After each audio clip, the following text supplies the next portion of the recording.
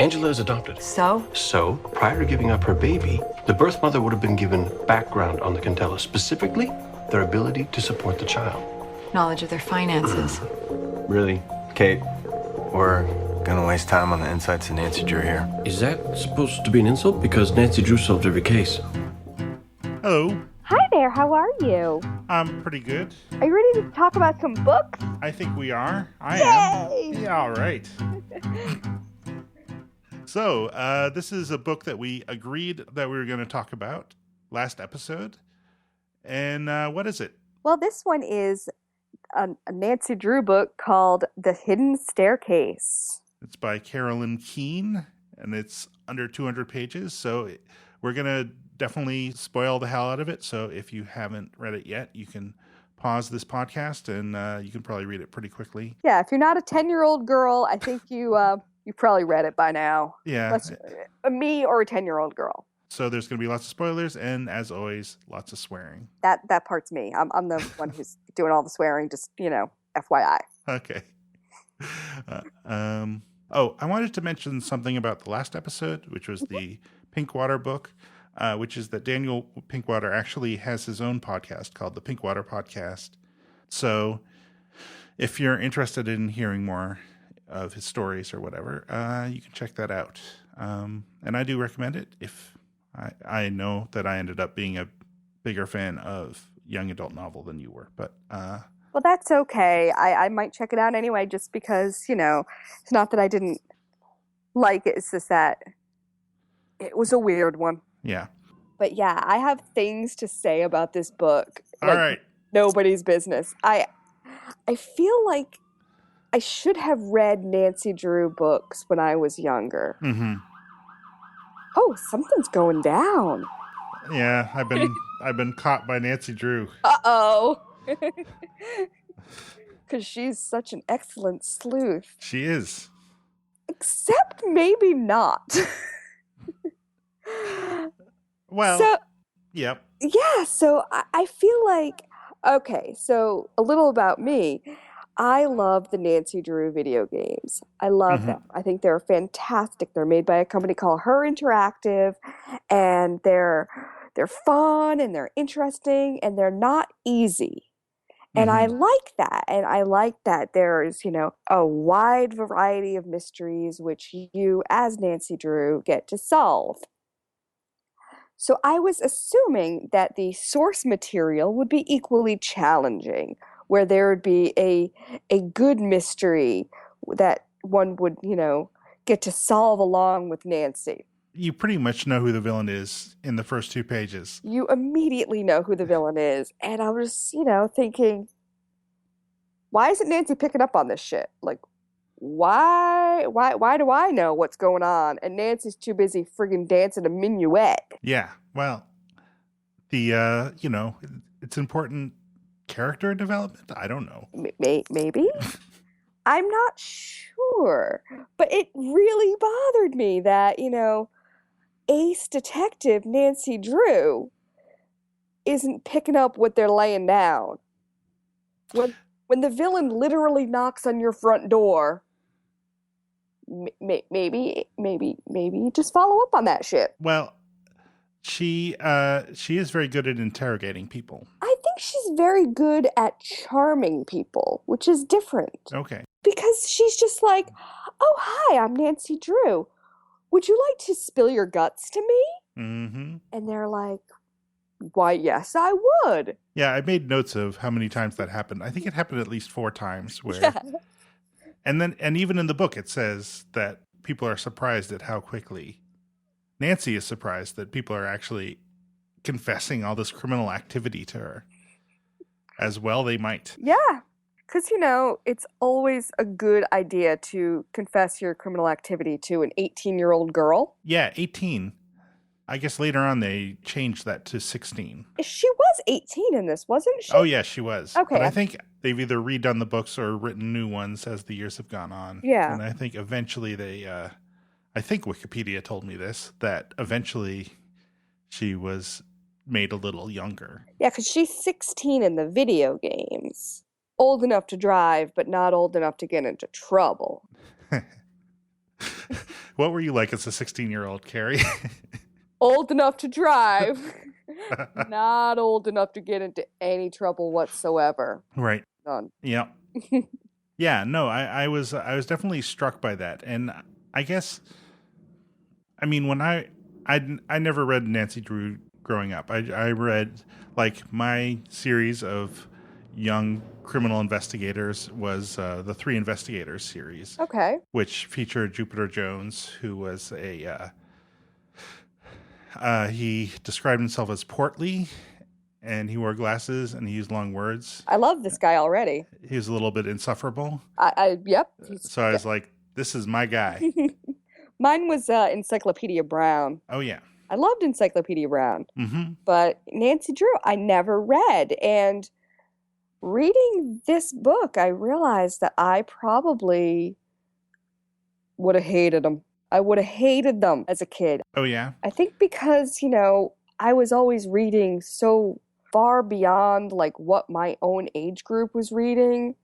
And probably to, a huge detriment to my character, middle school Carrie reading Stephen King probably should not have been doing that. Mm-hmm. But when I was a kid, I was already reading, older kid stuff. And Nancy Drew, I think I would have just been, mentally wringing her neck, telling her, why don't you call up Nathan Gomber? Just call him up. He's the bad guy. Like, FYI, he's the bad guy.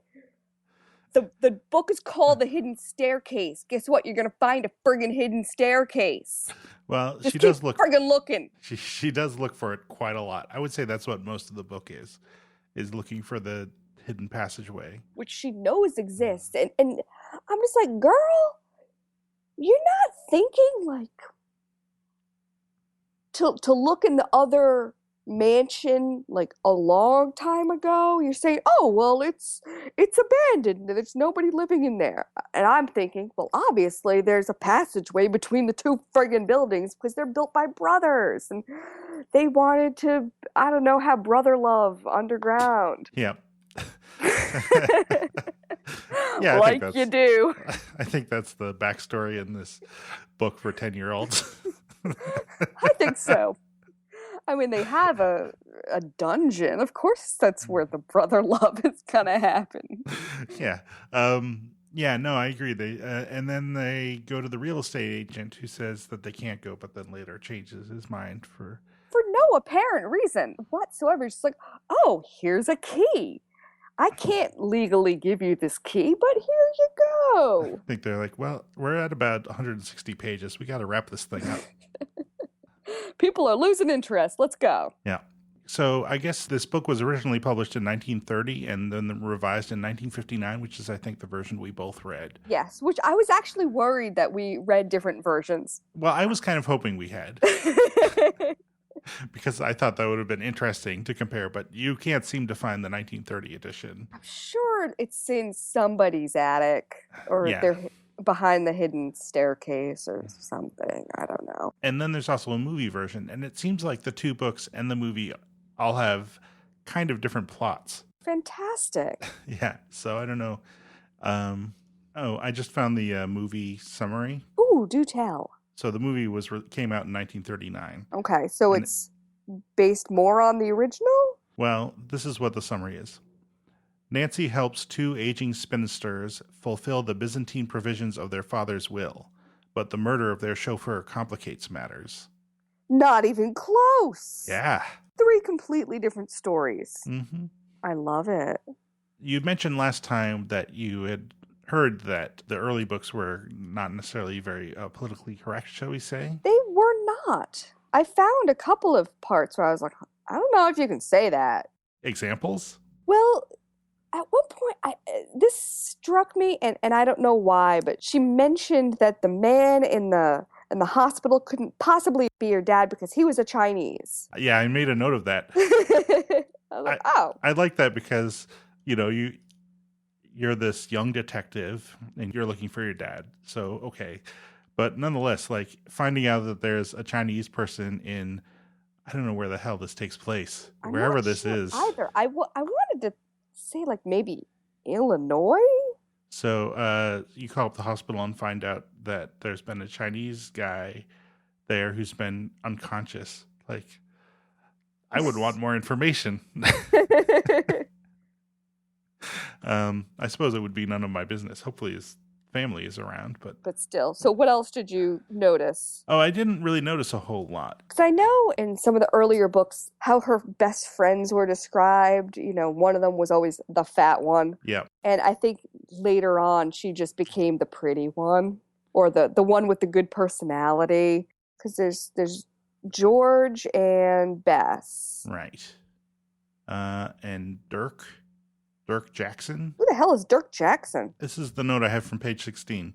Half an hour later, Dirk Jackson arrived. Nancy and the red-haired former high school tennis champion. Oh, I think that's the guy she went to the prom with in the first book, maybe? Yeah, I guess so. But later on, she's dating Ned Nickerson. Oh, okay. And that's who she's dating in all the video games, so. Okay. No more tennis champion. Yeah, sorry, tennis champion, you're out.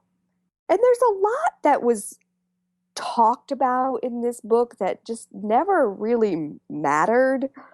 You know, the friend, Helen, was, you know, oh, I'm engaged to this guy. Yeah, that never really pays and off. I kept waiting for, like, the guy to show up and be, you know, oh, he's actually the bad guy or something. Because, you know, he proposed to her over the phone. And I'm like, have they even met? Is this the internet? Like, what is going on here? Yeah, there's just a story in this podcast I listened to where this woman got scammed in a way that sounded very like, or attempted to be scammed by it, like some guy who found her on Match.com or something, and was never, you know, was always out of the country and sent her flowers and everything. And, you know, and after they've been talking for like a year and a half, he finally asked her for $10,000.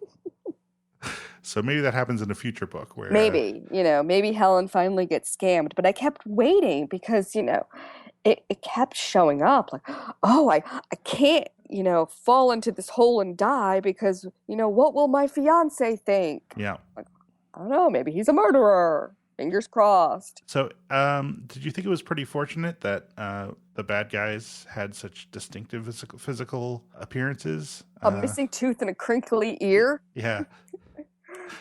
I'm not entirely sure what a crinkly ear is. So I Googled it. Okay. Which you might think is a terrible, terrible mistake. Because I thought as I was doing that, this is a terrible mistake that I'm doing right now. But in fact, you get a lot of cute pictures of animals with crinkly ears. And then you get also stories of famous people whose ears are a little strangely shaped. But nothing disgusting at all. Oh, so it's like an elf ear? Yeah, or like, yeah. Or just, you know, or sometimes just you see a cat where one of the ears is kind of messed up. It's like that. Oh. See, I was expecting it was going to be something like horrific. Yeah, like, so was I. Like like I don't know why, but I kept thinking of a crinkle cut fry. Oh my God. So this guy's ear's like really jacked up. Nancy Drew meets Dick Tracy. Yes, that's exactly what I'm thinking of. But alas, that is not what a crinkle, I was going to say a crinkle fry is. A crinkle ear. I guess I'm hungry and I really want crinkle cut fries. So yeah. Oh, there's one other thing I wanted along those lines. This is hilarious. I'm sorry. I love this book because I hated it so bad. Let's see. I've got page 125. I'm not sure how to jump to that. So I kind of forget what was going on. But I do have this quotation. Oh, these doctors, her mother said pettishly. Anyway, Nancy, I'm sure I saw the ghost.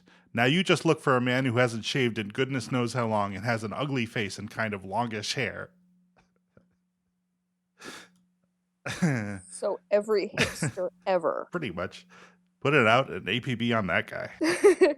Do you have longish hair? Well, I don't know. In the 50s, that's probably pretty unusual. Yeah, no. Yeah. And that's prime, you know, hobo appearance right there. Yep, halfway down your neck, man. Oof. And I also don't know why she, again, back to this, why she had to spend time minuetting with her friend Helen when she could have been, finding the hidden staircase. Why did you have to go to the attic to find the colonial garb to do it? And who knows how to minuet anyway? Like, who knows how to do that? Is that something that every 1950s girl would have studied? Maybe. It's before my time. It is before mine as well. I thought the costume thing was going to pay off because they had just before that, I think they had seen a gorilla face in the mirror. And I thought the same thing. I thought that they were going to go upstairs and find like the gorilla body. Right. But no. And so there are all these things that could have happened and probably should have happened had we written this book, but did not happen. Let me ask you this. So there are sort of two crimes here. There's the whole real estate thing with the railroad, and then there's the ghost stuff. Yeah. And the same person was responsible for both. Correct.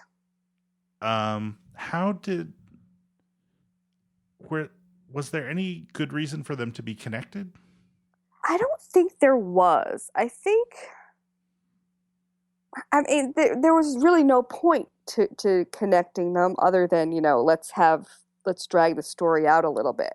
And I couldn't figure out why he was really interested in buying this house to begin with, other than he was out a house because of the railroad. Yeah, I was kind of wondering if he shows up at the beginning to warn Nancy to stay with her father. Mm-hmm. So I think I was kind of wondering if he was doing that to keep Nancy away from the Twin Elms. Yeah. Is that what it's called? Yeah. I think so. Because had they already called or stopped by at that point? I don't even remember. Yeah, they did. She met up with her friend and her aunt and then learned about the ghost. And then Gomber showed up and told her not, to stick with her dad. And I guess that kind of makes sense because Willie Wharton was out there. Yeah. But yeah, there was no point to that, really. And I guess the fact that it, everyone was interconnected was awfully convenient. But I felt like it could have been one story or the other and done well. But instead it had to be both. Like, it could have been, the mystery of what the heck is going on with this manor and why. Or what the heck is going on with this scam and why. Rather than, the scammer just happens to be at the manor. By the way, Twin Elms Mansion is kind of a wreck. It does seem to be a bit of a wreck when, just walking on the floor above makes everything crash down and knocks poor Nancy out. And everything's creaking. Yeah, you think, they could hire, I don't know, a handyman. They fall through the floor in... Yeah, it was in the carriage house. Yeah. And then in the lookout, the floor of the thing on the roof collapses. Oh, that's right. Yeah. So they keep falling through things. Mm-hmm. It's a tough life being Nancy Drew. It is. You fall through a lot of floors. That is a true fact. So overall, what did you think? Well, I thought, if I were... If you were a 10-year-old girl... Yeah, well, right. I mean, if I were sufficiently young, I think I could have been into the Nancy Drew books all right. It's reading it as a 42-year-old man didn't perhaps hold up quite as well. So I tend to think that encountering it younger might have worked a little better. Yeah. And I'm not sure if I, if reading them as a younger person, would I have enjoyed them. But I certainly, as a 37-year-old person, didn't really find it to be all that enjoyable. I found it to be a very quick read. I thought it was, not poorly written. Thought, the person knew how to use nouns and adjectives and put together sentences in a fair enough manner. Yeah, but the plotting and the plotting was a little lacking and the pacing was really strange. The pacing was very strange because, like we had talked about earlier, it just ended really fast. Yeah. All of a sudden, where's the hidden staircase? Where's the hidden staircase? Oh shit, it's over. Yep. And it also kind of happens off screen. Like you don't actually get to see. Which is a bummer. And if I could have rewritten it, that would have been very different. So that kind of brings us to our homework, perhaps. Yay, homework! So it was. So I assigned the homework, and in a very kind of vague and confusing manner. But the general idea was to come up with either a different solution or a different way for the book to have ended. Do you want to go first, or should I? Sure, I'll go first. So All right. I didn't come up with a different solution, but I did come up with a different way that it could have been wrapped up. Mm-hmm. So at one point, the girls are in the hidden passageway, and they meet up with Willie Wharton, Mm-hmm. who, sort of confesses to everything. And then is like, yeah, I'll totally go back to Twin Elms with you and confess and get the notary to fix all this whatnots. I would have changed it a little bit. So I would have had him lock the girls up in the cell with Carson Drew, Nancy's father. Mm-hmm. Nancy would have had to figure out a way to pick the lock and rescue them all. And then they would have met up with Nathan Gomber for a final showdown. And they would have had to get the police involved. So we would have seen this on screen rather than just have the police, tell Nancy offhandedly, oh, by the way, we totally caught this guy. He confessed, everything's cool. I wanted to see that. Mm-hmm. And so had I written it, this is something that may have happened. I'm with you. That would be a better ending. Nancy could have at least, saved the day. And also we could have had a bad guy taken down in front of our very eyes. How would you have done it, dear Jacob? I came up with a different solution altogether. Okay. So one of the things that struck me about the setup of this story to begin with is that, basically we're being invited to root for the railway company and its lawyers rather than the people poor who, homeowners. Yeah, who have apparently, I guess they got an okay deal, but apparently they could have gotten a better one if they had held out a bit more. Okay. Sorry, I'm interrupting, but I'm remembering yet another thing in the book that was a little off kilter. Yeah.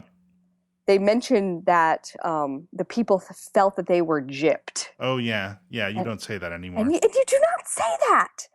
And so sorry to completely go off the rails, but I remember thinking, Nancy, you can't say that. Don't say that. So that's another thing that really struck me as odd from the 50s. Continue. Right. So I thought maybe it's better if Gombert, he certainly has kind of a rough manner, but perhaps he's actually kind of the hero of the story in a way. Because he's the champion of the underdog. Yes, right. And then another thing I thought was interesting and odd is that Nancy's father clarifies to Nancy that the lawyer who was supposed to get everything squared away was very sick when he went to see Willie and then died hours later. Yeah. Maybe he shouldn't have gone to see Willie in the first place. He was that sick. So my idea was that, in fact, the railway company didn't actually succeed in getting Wharton to sign the papers. The lawyer went and tried but failed to. And then the lawyer either was killed by the railway company or was put out of sight for a while somehow. Maybe put in a mansion as a ghost. And then they also kidnapped Wharton to keep him out of the way until they could figure out how to get him to sign. So then Nancy's father is starting to suspect that something might be a little weird. And Gombert realizes that he might be in danger, doesn't want to tip his hand in case he's wrong, but he warns Nancy. And also maybe he's not sure if Carson is maybe actually a bad guy. Yeah. Also, the railway people need the Twin Elms property for some reason. Maybe they're going to put a railway through it or something. Who knows? Who knows? But they need it. Right. So the sisters don't want to sell, so they're trying to get them to cell through this haunting thing. And they're also using the next door mansion as their base of operations. And so Gombert is trying to acquire Twin Elms himself, in part to block the railroads, but also he knows that there's our secret passages, and he's hoping that he can maybe spy on the railroad people and figure out what's going on. Are you following all of this? I'm following this. I'm picking up what you're putting down. Okay, so that is more or less consistent with the first, like, 2/3 of the book, I think. Yeah. More. So then at the end, Gombert figures out that Carson is in real danger and has been, abducted by the railway people or whatever. And then Nancy also figures out that the railway company are the people behind it, and they decide to trust each other. Gombert has, yep. Here's a question for you. Sure. Maybe I'm not exactly picking up what you're putting down. Why are the railway people pissed at Carson? What has he done? He's figuring out that this public story about okay. the lawyer dying and Wharton actually having signed, but just not having been witnessed, is not true. Okay. Sorry. Thank you. I was very tempted to make him the bad guy of the piece, but I decided that would be going a little too far. Yeah, Nancy can't do that. Yeah, no. Yeah, no, that wouldn't work. So Gombert it knows about the secret passages and knows where they are. Nancy figures out how to get them open. And they catch the villains unawares. They find Carson and Willie, and they save the day. I don't think this is a bad ending. I think that could work. I think mostly it's, it's a little convoluted. Thank you. Yes. A little. But I would believe it more than what was originally written. And I like the idea of, because it doesn't, why does the railroad have to be the good guy? Yeah, exactly. The railroad bought people's houses for cheaps. And, what's wrong with trying to get a little more money out of them? They're big rail. That's right. I'm a populist. Me and my podcast. Sticking it to the man. Sticking it to the man that doesn't exist. Yeah. Good job. Oh, there was one thing I wanted to mention that on a second reading, I kind of read appreciated. It twice? I did. Good job. You're a better person than I am. So I finished it this afternoon. Yeah, fair enough. So there's the watchman, and at one point the neighbor takes a shortcut through, and the watchman totally freaks out and has to call a bunch of people and make sure this guy's legit. Yeah, and he's like, "I'm a notary. You don't get to be a notary if you're any kind of criminal." Something like that. I wanted him to be a criminal. And then later on, when they find Willie, they're like, "I know who a notary is, and I can call them, and they'll come right here." And in 5 minutes, the notary was here because he just happens to be a neighbor. Yeah. Would have been nice if the guy was like, "Screw you, you detained me. I'm not going to help you." Right. So it's a little bit, maybe it's a bit of an odd detail to set up in advance, but, kudos. Kudos, Carolyn Keene. Yes. Although you're not really Carolyn Keene. I think your name is Mildred Benson. Is that true? Yeah, that's who wrote 23 of the first 30 original Nancy Drew mysteries. Wow. According to Wikipedia. Thank God for Wikipedia. I know. This episode is very Wikipedia heavy. Well, that's okay. I mean, there's a lot of information out there, whereas, sometimes in newer books, you don't really get a lot of info. You don't get the same intel. You don't get to Nancy Drew the book as much if it's not an old Nancy Drew book. Right. To use Nancy Drew as a verb, which I now will. Good. Yes. So is there anything else that you wanted to say about it, or that we haven't talked about? There's a lot of just random things about the book that sort of, I don't know, maybe it struck me as a little sweet, or, maybe a little antiquated, or a little, I don't know. There are a lot of things that I found just to be weird.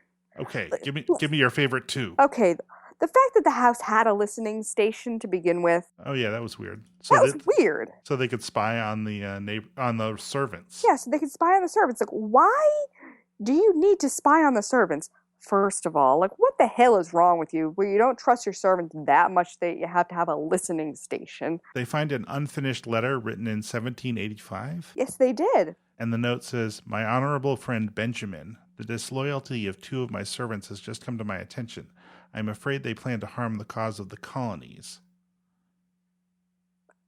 Now, is whoever wrote this supposed to have been writing to Benjamin Franklin? I sure hope so. Yeah, that would be great. And when they got to the neighboring mansion, and she went to the kitchen and saw that oh, there is somebody living here. Just the fact that there were the detail of chicken bones and waxed paper in the sink. I was just like, chicken bones and wax paper? Like, who the hell uses wax paper? Really? Well, but this is the 50s, so I guess lots of people use wax paper. I use wax paper for some things, but I don't store it in the sink. I don't generally store it in the sink. I use it, when I'm baking. Yeah. But not for, everyday use, and not with chicken bones in the sink. I don't know why it struck me as weird, and I'm still thinking about it, but I am, and that's where I'm going to finish talking now. I guess I'm babbling. But yeah, Nancy Drew, Hidden Staircase. There you have it. What would have been awesome? What? If Nancy Drew's friend Helen, if at some point her fiance would have shown up, and maybe he worked for the railroad, or maybe, I don't know, he needed to show up. Why didn't he show up? I'm really annoyed by the fact that they kept talking about this motherfucker, and he was a no-show. No, Why talk about this fictional wedding so much and be like, I can't believe it. Have you been engaged for 3 months? No, it was just last night. Where is this guy? Why hasn't he shown up and, taking the mask off, and all of a sudden it's Scooby-Doo underneath? Like, what is going on? Why hasn't this happened? I'm sorry. I'm going to just keep going back to this, back to the minuet, going back to all these little things that really bother me about this book. Why do these girls minuet? Why? I'm calming down. I'm calming down. I think the fiance could have been a notary, and then that he could have been a notary. Why couldn't the fiance be a notary? That's what my mother says every time. My son could have been a notary. My son's fiance. Why couldn't you have married a notary?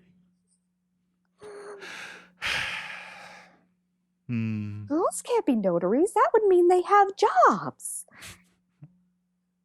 They can't just drive around in their sports cars. And their blue roadster. Yeah. Yeah, pretty fancy. I know. Because, of course, Carson Drew is a lawyer, and he keeps being referred to as the lawyer throughout the book. So we know he has some serious cash. Well, you don't want to forget. No, you can't forget. Obviously, her house is friggin' huge, and she's got a live-in housekeeper. Hannah Gruen. I don't know how that's pronounced. I'm not sure either, but, I'm wondering if she and the lawyer are banging. Maybe this could be a stepmother situation. Because it's really just the two of them. How messy can they be? I mean, Nancy Drew sounds like she's pretty much a neat freak. So unless, Carson Drew is the slobbiest slob that ever slobbed, there's another story going on, because what on earth is Hannah cleaning? Something that I thought was kind of hilarious is, so Carson goes to Chicago because he hears some words, there's word that maybe that's where Willie Wharton is. So then he gets there, and then after he's there a while, he calls Nancy, and he says he's found new evidence that Willie Wharton is someplace other than Chicago. No shit. He's in Chicago and he ain't there. What was that evidence? The evidence is I looked in Chicago and he's not here.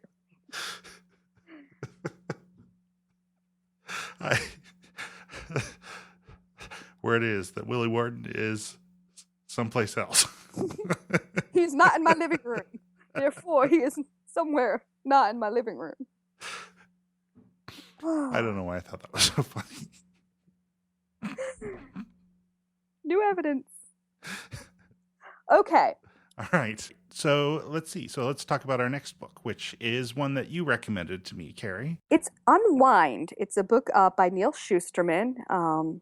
It's a more recent book than the Nancy Drew book. It's 2007 sci-fi dystopian future.